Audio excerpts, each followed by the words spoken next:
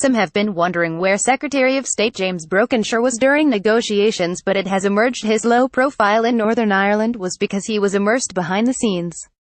James Brokenshire's last public engagement in Northern Ireland was on November 30 when he met Belfast traders ahead of small business Saturday. The following day, he attended a meeting with his own constituents in London. Despite a turbulent week which saw the Prime Minister Theresa May forced to delay agreement with the EU following DUP objections and strained relations with the Irish government, Mr Brokenshire had not made any official public appearances or made any statements on the matter until yesterday. A representative for Mr Brokenshire confirmed the Secretary of State had been involved in intensive negotiations behind the scenes at Downing Street. A spokesman for Mr Brokenshire told the Belfast Telegraph he was crucial to the positive outcome of the talks and worked diligently into the wee hours of the morning on Thursday to do everything possible to get the positive result for the people of Northern Ireland and the wider UK as we leave the European Union. Once again, Mr Brokenshire demonstrated his huge commitment to the people of Northern Ireland.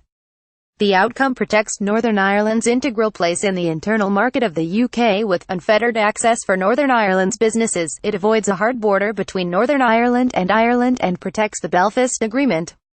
We remain determined to negotiate a Brexit that works for everyone, in all parts of the United Kingdom. The Belfast Telegraph understands Lord Jonathan Kaine, the Secretary of State's special advisor, was also key to the successful outcome of the negotiations. Early yesterday morning, a last-minute breakthrough deal was announced, allowing the Brexit negotiations to progress to the second phase of trade talks. Theresa May said there would be no hard border with Ireland and that the rights of EU citizens in the UK and vice versa would be protected.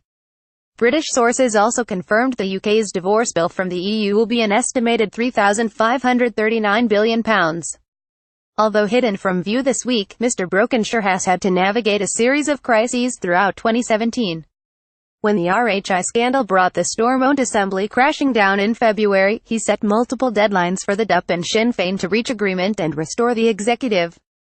All of them appeared to pass without consequence, adding pressure on the NI Secretary to impose direct rule in Northern Ireland. In November, Mr Brokenshire was forced to allocate funding to stop public services running out of money. A further £660 million was added in the Chancellor's budget.